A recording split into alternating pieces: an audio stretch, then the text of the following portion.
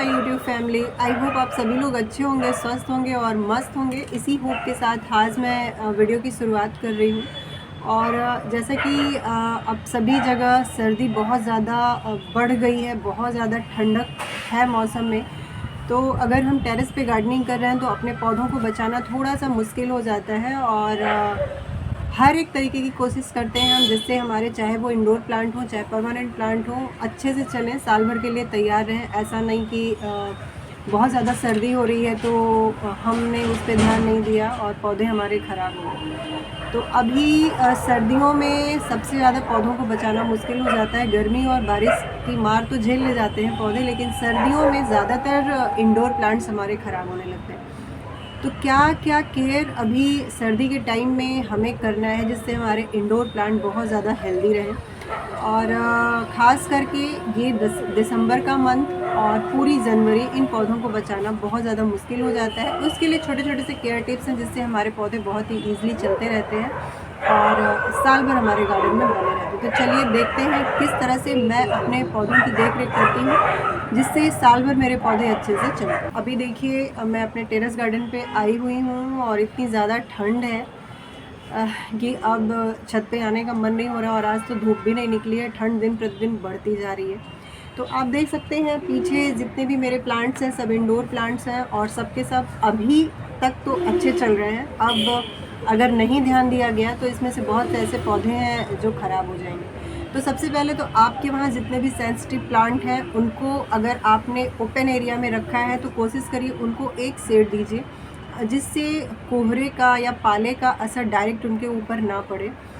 तो एक तो इस तरह अगर हम कर देते हैं तो उनके मरने के चांस कम हो जाते हैं। और दूसरा, अगर हम जब शेड में उनको रख रहे हैं तो ऐसी जगह रखें जहां मॉर्निंग की या इवनिंग की धूप 1-2 घंटे की उन पे पड़ जाए।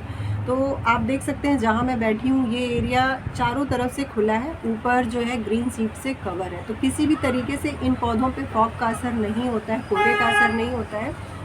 और सामने से ये ईस्ट फेसिंग है तो सभी पौधों पे सुबह की 2 घंटे की धूप पड़ जाती है। तो इस तरह से पहले पॉइंट के हिसाब से मेरे सभी पौधे सेफ़ हैं। पहला तो शेड के नीचे है और दूसरा मॉर्निंग की 2-3 घंटे की इन पे धूप पड़ जाती है। अब तीसरा क्या करना है कि इन पौधों को आप एक ग्रुप में रखिए। अगर अलग थलग आपने इन पौधों को रखा है, डेकोरेशन के हिसाब से अलग थलग रखा है, तो 1-2 मंथ के लिए वो अपने दिमाग से निकाल दीजिए कि ये पौधे ऐसे रखे हैं तो ज़्यादा खूबसूरत लगेंगे। इनको सिर्फ बचाने के लिए हमें 2 महीने काम करने हैं। तो इन सभी प्लांट्स को आप एक ग्रुप में रखिए और मैं दिखाती हूँ किस तरह से इनको ग्रुप में रखना है। तो यहाँ देख सकते हैं कुछ इस तरह से मैंने अभी अपने सभी इंडोर प्लांट्स को अरेंज किया है, कुछ इस तरह से, और सब आपको अलग थलग दिख रहे हैं। तो अब इधर का जो भी एरिया है, यहाँ पे ईस्ट फेसिंग है इधर से, तो सभी ये पौधे जो नीचे रखे हुए हैं सबको मैं कुछ इस तरह से एक ग्रुप में रखूँगी जिससे एक दूसरे से इन प्लांट्स को नमी मिलती रहे और पौधे बहुत ज़्यादा अलग थलग ना हो। तो यहाँ पे देखिए सभी पौधों को मैं कुछ इस तरह से ग्रुप में रख दूँगी और रखने के बाद फिर दिखाती हूँ आपको। तो कुछ इस तरह से मैंने देखिए इनको अरेंज किया है एक ग्रुप में। और अब कोई भी ऐसा पौधा नहीं है जिसको सिंगल सिंगल एक एक पौधे पे ये ड्राई एयर जो चल रहा है, ठंडियों की सर्द हवा, वो इन पे पड़ेगी। तो ऐसा नहीं है, ग्रुप में हैं ये पौधे तो इन पे जो है सर्द हवाओं का उतना असर नहीं होगा, एक दूसरे से ये जो है मॉइस्चर लेते रहेंगे।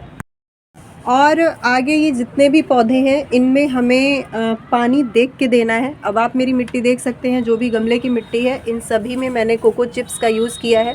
तो ऐसा नहीं है कि बिना मिट्टी को देखे आप पानी डालते रहिए।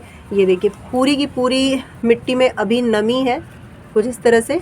तो इसमें अब मैं किसी भी तरीके का अभी इसमें 2 दिन पानी नहीं दूँगी। और जब मैं इसमें पानी दूँगी तो बहुत ज़्यादा भर के पानी नहीं देना है, जैसे हम समर में भर भर के पानी देते हैं इन पौधों में, क्योंकि बहुत ज़्यादा जल्दी जल्दी पौधे उस समय सूख जाते हैं। बहुत तेज़ हवा चलती है, बहुत तेज़ धूप होती है। लेकिन अभी क्या है, अभी इतनी ज़्यादा धूप हो नहीं रही है तो मिट्टी जल्दी सूखती नहीं है, बहुत देर तक पौधों की मिट्टी में नमी बनी रहती है, इससे पौधे हमारे ख़राब होने लगते हैं। तो पानी हमें सिर्फ उतना देना है जितना जड़ों तक पहुंच जाए पानी। बहुत ज़्यादा भर के नहीं देना है पानी, थोड़ा थोड़ा पानी की मात्रा थोड़ी कम कर देनी है। हफ्ते में एक बार इन पौधों पे मिस्टिंग ज़रूर करिए आप। बहुत ज़्यादा ना नहलाइए, लेकिन हल्का किसी स्प्रेयर से, स्प्रे बॉटल से आप इस पर मिस्टिंग करिए, स्प्रे करिए, जिससे इनकी पत्तियों की नमी बरकरार रहे, नमी ना जाए। नहीं तो पत्तियां, अभी देखिए ठंडियों की सर्द हवा, जब सूखी हवा चलती है, रूखी सूखी हवा, तो इन पौधों से पत्तियों की जो नमी है वो भी सुखा देती है। तो इन पत्तियों को नम रखना बहुत ज़्यादा ज़रूरी है। तो आप मिस्टिंग हफ्ते में एक बार ज़रूर करिए। मिस्टिंग जब भी करिए तो सुबह के टाइम में करिए, जिससे शाम होते होते सभी पत्तियां सूख जाए। रात के समय या शाम के समय कभी भी पौधों में इस सर्दी में पानी मत दीजिए और ना ही मिस्टिंग करिए। पानी देने का, मिस्टिंग करने का या नहलाने का सुबह का समय रखिए। सुबह तो अभी आजकल धूप नहीं निकल रही है, 11 से 12 के बीच में आप पानी देने का काम इन पौधों पे कर सकते हैं। किसी भी तरीके से आप अपने इन पौधों को अलग पॉट में अभी देने की कोशिश ना करिए, कटिंग लगाने की कोशिश ना करिए। जैसे हैं वैसे ही इन पौधों को सिर्फ और सिर्फ बचाने की कोशिश करिए।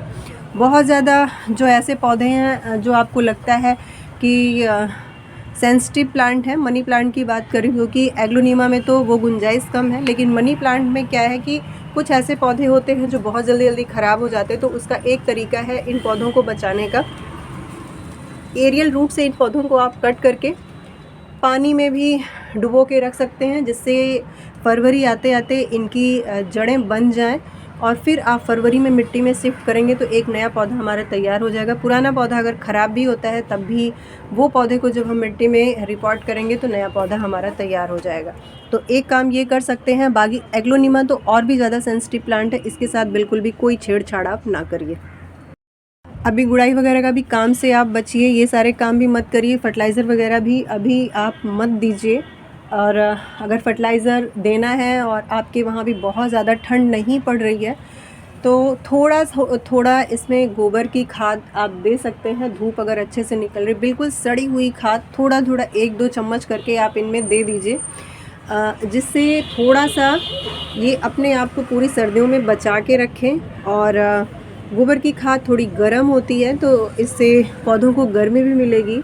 और बहुत ज़्यादा गुड़ाई वगैरह ना करिए आप इन पौधों को। गोबर की खाद सिर्फ अगर देना चाहते हैं, नहीं देंगे तो भी कोई इसमें प्रॉब्लम नहीं आने वाली, क्योंकि ये पौधे वैसे भी अब डोरमेंसी में जा चुके हैं। तो इस तरह से इन पौधों को रखिए आप। और यहाँ भी देखिए जितने भी पौधे मैंने रखे हैं सब इस तरह से ग्रुप में रखे हैं। 3 पौधे यहाँ भी एग्लोनीमा के हैं, तो ये तो ग्रुप में है, इनको हटाने की ज़रूरत नहीं है। इधर भी सारे पौधे ग्रुप में हैं, इधर भी सारे पौधे ग्रुप में हैं। बस इसी तरीके से अपने पौधों को बचाने की कोशिश करिए। 2 महीने या 1.5 महीने का टाइम थोड़ा सा ध्यान दे दीजिए तो फरवरी में इन पौधों पे नई आपको ग्रोथ दिखेगी और उस समय आप ढेरों पौधे इनसे तैयार कर सकते हैं, कलेक्शन अपना बढ़ा सकते हैं।